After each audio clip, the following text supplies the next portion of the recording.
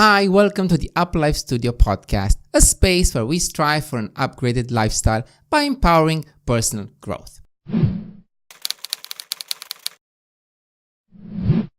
I am Dave Monika, logging in from my studio in Beijing. Today is a very special day. It is the first episode of our podcast, and I have the pleasure of inviting here for you David Campbell. Thanks for joining, man. Thanks for the invite. Now, who is David Campbell? I have a little list over here. He is an amazing dude. He's my colleague. He's my neighbor. He's a lover of languages. He's a very interesting man. And today we hope to discuss about one of our common passions, languages. Yeah, that's right. Yeah. I think we both spend a lot of our time being interested in language and language acquisition. Right. So Dave is a language lover, language learner, language teacher, art teacher, world traveler, YouTuber, Canadian extraordinaire from Dave and Monika, his bilingual Spanish-English YouTube channel. Listen, I have a theory, right? I believe that one can improve their station and situation in life by simply learning a new language. So what I'm saying is that right now we're speaking English, right? Sure. I'm from Romania. My native language is Romanian. Mm-hmm. I was born in the communist era. And my parents insisted that I study English. And I had an English tutor for all my high school life.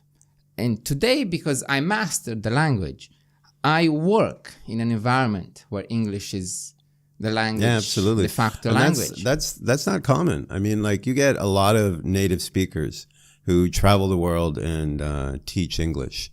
But a lot of second language speakers of English who like make it their profession and succeed in it, it's rare. And then apart from that, my wife is Indian. So I do not speak any of the 1,000 Indian languages. Right? Yeah, India is amazing. It's apart from a few words. So our language of communication, my relationship is in English. Yeah, of course. Well, that was like for me, like, I mean, I've traveled fairly extensively, you know, I've got somewhere around 50 countries notched on my belt sort of thing.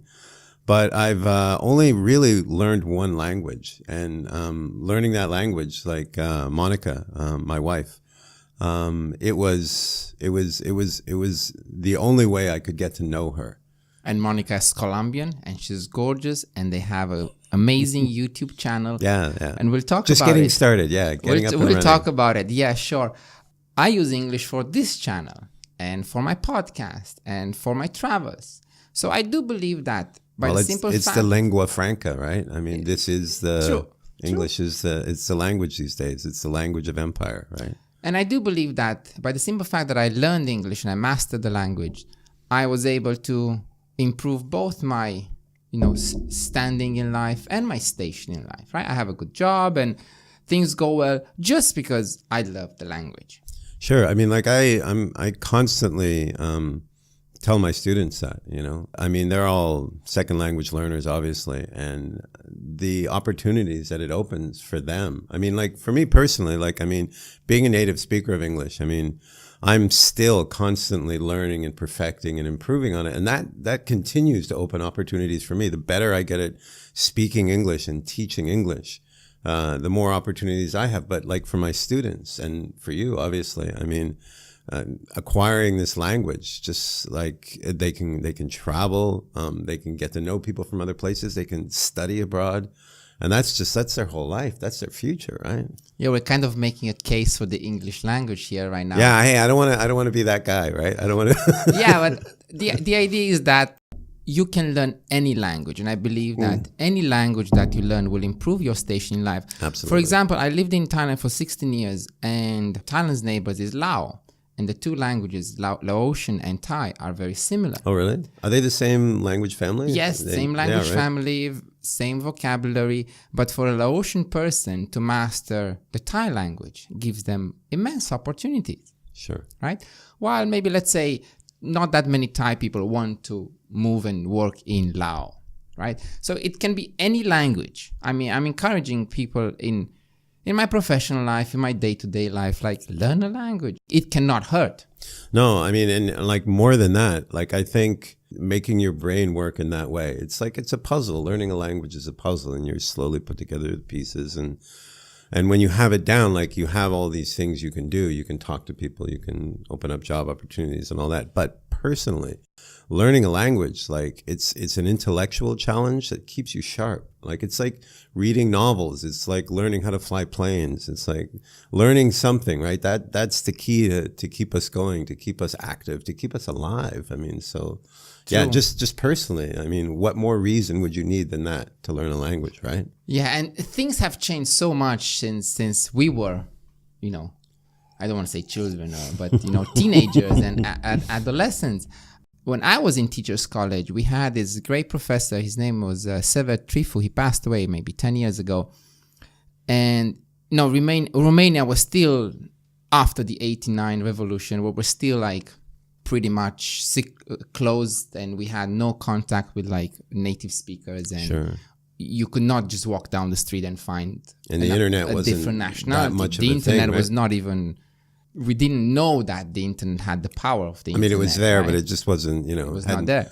Reached its potential. So his theory was that to learn a language, you need to be in one of these three situations. So we learn a language in a bottle, and that's how I learn language, like in a bottle, in a classroom with a teacher, and we drilled the language and we learned from a textbook. Sure, and that works. I mean, it worked perfectly well. That's how I learned English. Yeah. Then you can learn a language by moving to a country where that language is spoken. And then you are forced to learn that language because, like, how are you going to order your ice cream? And that was his favorite example. Like, you want to buy an ice cream, how are you going to say, can I have an ice cream? Right. And that's how I learned Thai when I was in Thailand. And he was a bit of a cheeky guy. The third way of learning a language is in a relationship. Actually, he said in bed. That may be the best, actually. And that, in my experience, that also pushes you to learn the language. I mean, like for me, like what's more important than the relationships we have in life, right? I mean, your profession, that's very important, the things you accomplish, all that. But I think the connections we make with people, whether it's family, loved ones, friends, you know, like to me, there's nothing more important. And so learning a language because you want to communicate with somebody, like personally, like Monika, you know, when I touched down in Colombia, I had studied Spanish. You know, I had like a good year sitting with a guy in like an hour a day. He was one of my colleagues. So you were in a bottle, right? Yeah, I was in a bottle. Like I was teaching in the Middle East, and this guy, he was a native speaker of English, American, and he had got a master's in Spanish. And so he just like, because we were a little bored, we didn't have that much to do, and we would sit every day for an hour, and we went through a textbook. And so I had a bit of Spanish, you know. I didn't just show up and was, you know, completely clueless. But when I got there, I found... you saying from the bottle you went to the country, right? Yeah, exactly. Okay. That's exactly what happened. And this professor of mine told us this theory like 20 years ago. So it is amazing how it's actually like a valid theory, right? Yeah, well, and I think this is just how it works too, right? I mean, like you say, okay, I'm going to learn this language, and okay, what do I do? And then you do this, that, or the other thing. You have, you know, limited options, I think. So was Colombia your first country where you learned Spanish, or where you practiced your Spanish? No, I had traveled in Mexico. I had spent like a good 8 months, just like. But, and truth be told, I didn't learn a lot of Spanish that time. I hung around with a lot of backpackers, and I was a total hippie backpacker. And you know, I had a great time. I learned a lot. It was a fantastic experience, but I didn't learn a lot of Spanish that first time. A bit, you know, functional Spanish. But then, yeah, when I got to Colombia, and I met Monika within like 3 months of being there, and I want to know this woman, right? And so, she basically, you know, she kind of taught me. I mean, now you're in a relationship learning the language. Yeah, no, that for me, that was the big motivator. You know, that was the big thing, because not just that. I mean, that was part of it. I mean, eventually, after working for a year, 2 years there, I opened a business in Colombia. I had a small cafe bar. And she was a big part of that. And so, you know, not only teaching me Spanish in that sense, but I had to learn it in order to make the bar functional. Like we had employees, and, So I had to be able to And I communicate. suppose not all the customers were foreigners, right? Yeah, we had a pretty good split, which was what we were going for with the bar. You know, like we wanted to be that bridge, you know, between the foreigners passing through and living there and the locals, you know, and so that was a big part of learning Spanish for me too. And when you fast forward to today, like you no longer need a textbook. You no longer need to be in that country. You no longer need to be in a relationship because you have the internet. Yeah, I mean, yes and no. I mean, I agree. But I mean, at the same time, I think there's no substitute. It's like you'll never get a substitute for teachers, right? Like, I mean, you have online learning and it's great. But I think there's nothing like what we're doing right now. Like, even though this is online, is going out to, you know, thousands of people. Hopefully, hundreds of thousands of people. I think it's not enough to take out the human component, you know, like that factor, that real connection between people, you know, like part of why I'm over here now is because, you know, like as we've become friends through the YouTubing thing a little bit and you helping me get started with the Dave and Monika. And I think that's essential. I don't think that's ever going away. The human factor will never go away. But I do believe that these days, learning a language is like one of the easiest skills to acquire. Like it's not something you have to have like a prior knowledge of. Like let's say if you do jewelry making, like you need to know how to operate some machines and how to work with silver. But then learning a language, it's much easier these days. I guess, you know, like, I mean, I remember like you've got some foundation laid, right? Like as a language learner like yourself. Like with your teacher back in Romania. I mean, you've got a foundation laid, so it is easier in some ways for you to go online. I think for a lot of people, it's still it's a complex thing, and it's a big challenge. I think to make that decision. I'm going to learn a language, and then to just go and make it happen. I think you're right. I mean, you can. Yeah, online, I see what you're saying, but it's a little more complex, I think, than just that. It does take a bit of you know, power of will. So let's talk a bit about your project. Okay. What you doing at Dave and Monika? Well, it's interesting. You know, we were just having drinks one night and maybe a little bit bored. Living here in Beijing, we're way out in the 5th Ring Road. We're way outside the city, just barely in Beijing. And you know, we were just like, well, let's sit down, like, you know, like make a recording. So I got the iPad out and I put it up and. Like, let's just have some fun, right? And it was interesting in a way that I didn't expect it to be. But what's the catch? The talk was both in English and in Spanish? Yeah, that's the idea, right? Like, so, because, you know, like, we're both bilingual, but, like, obviously my Spanish is not, you know, native speaker, and neither is her English. And so we kind of help each other in our conversation. And what we found is like talking about things, we're actually getting to know each other a little bit differently than we would have if we didn't have this setup, this kind of a studio and talking about things. Yeah, because on a day-to-day life is always like, did you get the milk? Yeah, like, right, exactly. We need to clean the house. Exactly. And then you end up talking about angels and demons. Exactly, right? Stuff like that. Yeah, balance was our first one. And it was like, it was interesting because, you know, it seems like a simple thing. You know, balance, right? Equilibrium. But then you get into it and all of a sudden, when you're in a conversation with somebody you know really well in this kind of a context, it changes. It changes what you're prepared to say and what you have to say, you know? Mm-hmm. It opens all kinds of interesting avenues. What I like is that your YouTube banner says, learn Canadian English and Colombian Spanish. Let me try and get this right. My Spanish is a bit rusty. Inglés, canadiense, yeah, and Espanol colombiano. Like you're making that very funny distinction over there. Yeah, and I think that's kind of important too, because that's the balance, as it were, you know, between the two of us. What makes our relationship in big part was, I mean, language learning was a big part of what fueled our relationship at the beginning and continues to, because I needed to learn Spanish when I was there. We had the business. And so when I was living in Colombia, it was time for Dave to learn Spanish. But now here, it's time for Monika to learn English. And so, how different is Colombian Spanish from, like, let's say, Spanish in Spain? Or Spanish in any other I'm not an Spanish expert, speaking right? country. Like, I mean, I think you can see parallels in how English is different, you know, like British English, North American English, South African English. I think there's that kind of variance. Like if you go to South America, especially, I can say that one of the teachers that I work with, she's from Spain, and I have a tough time understanding her. She speaks Barcelonan. I don't know. Excuse me, Barcelona. Yeah, Barcelona. You need a bit of a sleep, but I think I know you're talking about Lisp, and I know you were talking about it. And every time I see her at work, I go like Barcelona. Yeah, and it's like, yeah, that's the way to say it. And part of it's speed, but a lot of it's just like that. You know, like I mean, they have the extra conjugation. You know, and the regional, the second person dialect. plural that they don't use in Latin America. So there's a few things getting used to. It's hard. I find it difficult. What I like about your channel is that it's not really, although it's about language learning in general, it's not like a structured lesson. It's more like the two of you are having a conversation and you're feeding off each other's ideas, and there's not even a rule who speaks Spanish, who speaks English.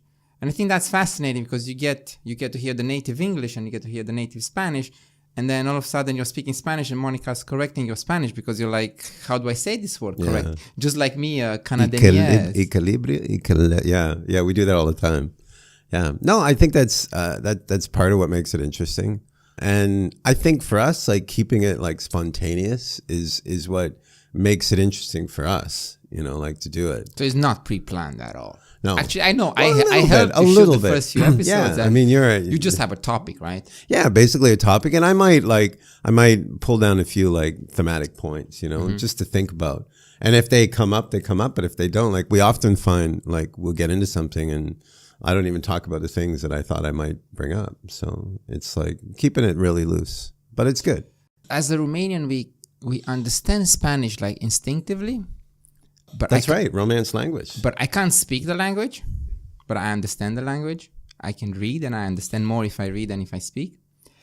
But right now we're in China, right? Mm-hmm. So this is my like third, fourth month in China. Polyglot over here. And I don't know about that. And next mission is to start learning Chinese. And I'm saying mission because we're planning, both me and my wife, planning to stay in China for a long time. And I'm not saying a challenge because I'm not challenging myself to learn the language. Like I do want to learn the language, not because of a challenge. I'm pretty sure it won't be easy. Yeah, I have to agree. I mean, and this is from somebody who's been here. I'm on my 4th year and I know very little Chinese. To my shame, especially when my students, you've been here 4 years and you still don't speak any Chinese. And I mean, like I decided at some point that I didn't have the energy to put into that. Like Mandarin is the third most difficult language in the world after Arabic and Japanese. And I was in the Middle East for almost a year and I kind of learned Arabic. Like I went to a class, but there was no motivation to learn it. I just like, okay, I'm here. Let me just learn the language. Sure. And it's all gone apart from a few words. Where were you? In Qatar, in Doha. Oh, nice. You were a year there. Oh, okay. Almost a year. And now that I'm in China, I'm like really, really planning and, thinking of learning the language.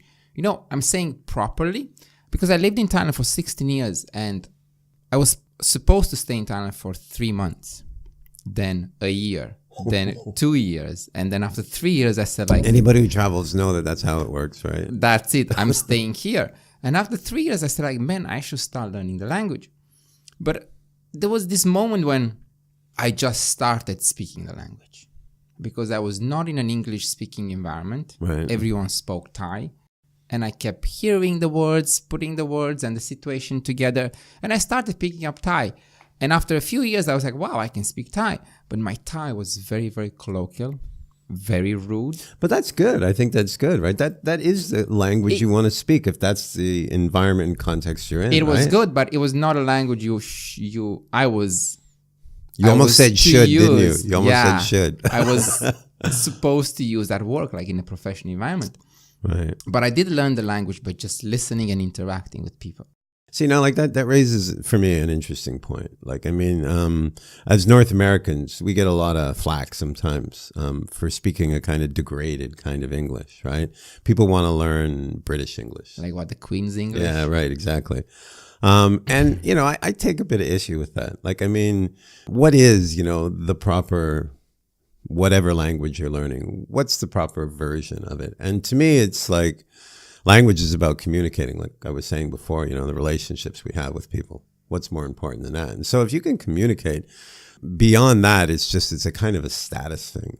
And like I see that and I recognize it, but I don't give much credence to that. You know, like I think it's whatever language you speak. Like people say learning Spanish, you know, Colombian Spanish is very good, but Mexican Spanish, don't go there to learn Spanish. It's horrible. It's awful. Right. And it's like, no, you know, I think, you know, you're dismissing, you know, a whole group of people who have grown up speaking this as their native language and have learned to use it in a unique and extraordinary way. And I think that you know comes I mean? with language learning in general. Like, what if you can't find a teacher from that country? Right. We did not have an English native speaker Sure. as a teacher. Yeah, Like, you're in the bottle, right? I was in the bottle. Our teacher like spoke perfect English, and he did study abroad. But we were picking it as Romanians living in a country where English was not a native language. Let me ask you this. Did you guys feel like it was a necessity to learn English? Like, did you feel like it was something you had to do for... So, during the communist era, you could learn two languages, French and Russian. French because Romania and France have always had a very strong relationship. Sure. Russian because it was Russian, right? English was a third language you could study, but it was not encouraged. Really? It was... I don't want to make things up, but as far as I remember it was not encouraged. It wasn't discouraged, but it wasn't promoted either. It was not encouraged either. But French was like a strong, like Romanians speak very good French and very good Spanish, by the way. Well, the reason why I learned Romanian, and going back to your question, I didn't feel like I had to learn Romanian. My parents, I don't know if they did it on purpose or not, they found for me a very, very beautiful tutor. Mm-hmm. She was a student and came to our house every single week, and I just did the work because she was... You wanted to make an impression. She was a beautiful young lady. And she would say like, okay, for next time, 50 pages of grammar exercise. And I was like, yeah, sure. And on Saturday, I would sit and do grammar exercises. And on Sunday, like a little puppy, show her like, look, this is it. I said, okay, let's 50 more pages for the next session. But no, I always loved languages. And going back to what you said, yeah, maybe that's why it's a bit easier for me to learn a language. Right. But we learned Italian by just watching Rai Uno and Rai Due on TV. If I go to Italy, like give me a few days and I'm back into speaking Italian. That's impressive because I have to say, like, I mean, I'm a second language learner to Spanish, but that you gave me that book about your hometown, and it's got the Romanian. You're reading the Chinese now, right? No, not so even it's a close. book about my hometown in 3 languages, trilingual, Romanian, English, and Chinese. And I figured I'm going to pick this up, and because I know Spanish, I'm bilingual, right? And I'm going to be able to understand. And I look at it, and I'm just like, man, this is quite different. I can't. There's a lot of it. I mean, obviously, there's lots of words I recognize, but it's not as easy as I thought it would be. Remember, we were out buying a camera for your channel, and I was on the phone with my mother, and I saw you eavesdropping. And then I asked, like, did you understand anything? Almost nothing. And you're like, man, almost nothing. But that was also like Romanian spoken as if you would speak. Sure. Very colloquial. Very colloquial. And actually, speaking of colloquial languages and certain dialects, as you know, I have a Romanian language channel. And the biggest trashing that I get on that channel is from Romanians who say like, oh, your accent is regional. It seems silly to me. Like going back to what you said about like speaking only Queen's English. Sure. What's the most important thing at the end of the day? Like, can you communicate in the language? Yeah, and to me, like the other point about that kind of bothers me a little bit is like, I mean, that's diversity. You know, like, I mean, having people speak whatever language in a variety of ways makes that language more interesting, right? Yeah, like, why would you want to, like, why, oh, this is the one we have to learn. We have to learn this one, and everybody should learn this and I know. get in lockstep, right? Like, I mean, it seems patently ridiculous to me. Actually, there was this very, very funny comment that just cracked up.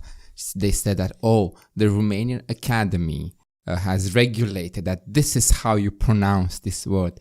And I'm like, oh boy, now we're all going to follow the Romanian Academy's... And that raises another question, like, who are these people at the Academy? These presumably knowledgeable people about language and its acquisition, saying we're going to learn this one. Like, I mean, do they understand how language works? Language it's an animal. It's organic, right? Language is anybody who spent any time in the classroom or like whatever you do with a language. If that's your profession, you know that it's something that grows and changes and it's like inevitable. Like, why would you want to limit that? Again, diversity, right? Like, I mean, to me, you know, that's what makes it interesting. So as a language teacher, I have the toughest question for you. Teacher or no teacher? Like, I learned Thai from the streets. I am planning to learn Chinese with a teacher. The internet is there. I know there must be a human connection between teacher and student. Sure. But what's the future? Teacher or no teacher? Yeah, I mean, that's a great question, and it's one that's facing educators everywhere in the world today, I think. Like the whole YouTube revolution, you know, like you think about how people are learning all kinds of things, you know, not just the traditional classroom subjects, but... Like, to be honest, quickly, if you want to learn something new, how to make a shake, where do you go? You go to the internet, right? Which part of the internet? Well, you go to YouTube. Do you go to YouTube? Yeah, absolutely. I mean, I'll go to Wikipedia because I think that's an excellent source, like especially for more like historical stuff. More like if I'm prepping classes, you know, I'll go there because it's such an excellent source of information, more than you need, which is great because you can pick and choose. But yeah, obviously YouTube because it's visual. And it's got all the data there, but at the same time, it's like accessible and quick. It's quick. Right. Remember we're talking at a point about how Gutenberg's printing press changed the world.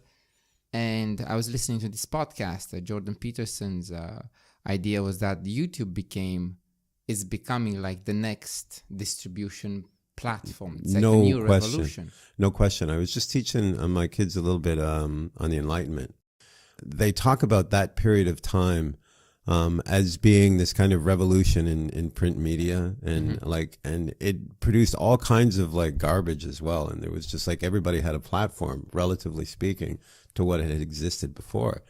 And this particular writer that I was teaching the kids makes that exact comparison to right now. Like it's very similar what's going on now. Yeah, after the Romanian Revolution, like this happened in December 22nd, 1989. By January 1st, we had like an abundance of new newspapers that just popped out. Yeah. Because print media was so censored by the government and controlled.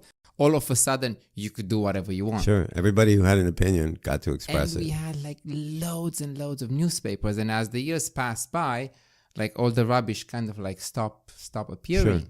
I think the future of education is like this hologram in a classroom or in your own home.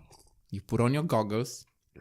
Yeah. You choose the gender of your teacher. You choose the age. You choose the race. I gotta say, I hope it doesn't get to that point. As an educator, and just as somebody who's invested personally in the experience of education, I hope it doesn't get to that level. I think we're becoming dinosaurs. I don't know. Yeah, I mean, like maybe I'm the Luddite. I'm just holding back, hoping that it doesn't. Imagine happen putting like on your goggles and just deciding that you're going to study from Harvard. But then it's like I think then it becomes all too fabricated. You know, like at that point, it's all too much virtual reality.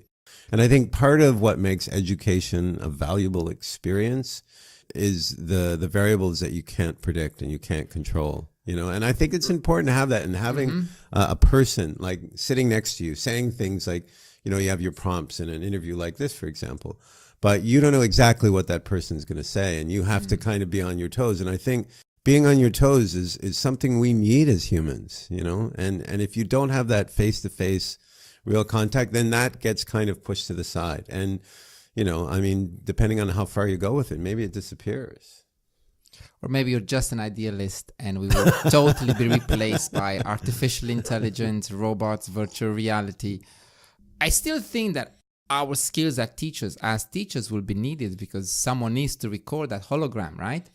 Sure, yeah. But maybe I don't want it to be a Canadian guy. I want it to be a Romanian guy with a Romanian accent. I'm gonna go out on a limb here and say it's not gonna happen. It's not gonna happen like that because I think people recognize, like students in a educational, any kind of educational setting, like even just any high school anywhere, recognize good teachers and bad teachers, and they will flow towards good teachers. Totally agree. I'm just playing the devil's advocate. Yeah, I know you are, and that's perfect. But I think there's always going to be a need for somebody to be there to answer a question in a way that you can then respond to immediately, and then you get a back and forth. And you're never going to get that kind of perfection of improvisation in VR, I don't think. Right, especially from a language teaching point of view, where the set lesson is there. Like, what am I going to do if the discussion flows in a different direction? Yeah. And those are, and as well, and those are the good teachers, the ones who've learned that, okay, I got to be organized, got to be planned. I'm going to cover these things this week, but I'm a jazz musician, like we were out last night watching jazz, and I was just so loving it because you watch these musicians and they're so in the moment, and that's what it is, right? It's like being in the here now. Like not worrying about the past, not stressing about the future, which is what teachers do, who plan and organize and over-organize. But being able to be in that moment right there when a student says something and you saying something that's meaningful to them that they can then respond to, and you can get a back and forth going. Right, I can see that you're going into your teacher's mode. Let's go language teacher mode. Let's go back to you being the language learner. What's your biggest language love affair? Obviously Spanish, actually maybe I shouldn't say that so quickly. English, I like that. Do you know that I know more English grammar than Romanian grammar? That does not surprise me at all. Do you know that I actually understand English grammar, and I'm on my Romanian English language learning channel, I am researching and studying before I record the lesson. Yeah, I learned English grammar by teaching, and that's the only reason I learned English grammar. I mean, it makes total sense, but it's amazing. Yeah, it's not something you really think about, but yeah, it's like Chomsky talks about like innate language acquisition abilities and stuff. But yeah, it's programmed in there, whether it's, hardwired before or we acquire it along the way. It's in there, from a very young age. Yeah, for me, it's always been Japanese. And I've been learning Japanese on and off by myself in a bottle. Really? Why is that? That's interesting. Why Japanese? It has to do with me being into martial arts when I was very young. And then that dream of becoming a ninja and almost not going to college. And you're this close, right? I'm this close, man. I'm this close. Actually, I was making a joke somewhere. Actually, like more of a serious joke that I'm becoming a language ninja right now. Yeah, no, that's cool. I'm learning how to approach different languages from different points of view.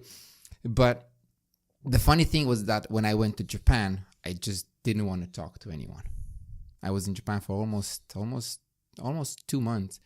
And I just love... Wow, that's a long time. And I just love the peace and the quiet. And in Japan, if you don't talk to people, they don't talk to you. And it was funny. I was hoping, I'm going to brush on my Japanese. And I got there. I was like in such a zen mood. I was like, I don't want to talk to anyone. I'm going to enjoy but everything. Japan's basically great for that because it's like, I spent a couple of years in Japan teaching. Yeah, I spent a lot of time with my students and getting to know them. And they are very social if you are in the right context with them. But yeah, you're right. Like they don't necessarily go the way approach out, you. Yeah. So since we're talking about the future, there is this device called Ili, which has instantaneous translation. Ah, right. And it's at a speed of 0.2 seconds. You speak into the device. And then you just point it to the other person. And it's got 3 languages, English, Spanish, and Japanese. And I think that's the future. And it's offline. You don't need internet. So you're not anchored to that sort of. And it's just like you need to keep the battery charged. But I think that's amazing. Like we are becoming dinosaurs. Again. How are people going to learn languages if you just put like an earbud in your ear and then you just talk and then the other person hears what you're saying directly from Marshal McLuhan talks about amputations and extensions. Man, that's an oldie. Man. Hey, I'm a big fan. I know, me too. He talks about amputations and extensions when it comes to technology, and he talks about how we often rally to the cause of a new technology because it's like offers all these extensions. Like the pen is an extension of the hand and a way of communicating. Like the car is an extension of our ability to move from places with our legs. But he notes, I think importantly, that there are amputations to any technology we learn. And I think that's something we kind of forget in our fervor to move forward. I think, there's a real danger in like losing the what's wonderful about learning a language, like the interaction, forcing yourself in an awkward position to figure something out, and if you don't have to do that, your brain's not working, right? Wow, it's been quite a journey that we had today, right? Absolutely. Speaking of awkward positions and situations, this is just like off the bat, what's the most awkward language learning situation you've ever had? I don't know. I mean, when I was in Turkey, I spent a year and a half in Turkey, and I can't think of anything in particular, but just like wanting to meet girls, right? And so trying to learn the language and as clumsily and as badly as I did, right? yeah, Turkish. Oh boy. And it was like I actually did, like outside of Spanish, it's the one language I actually got a little bit under my belt.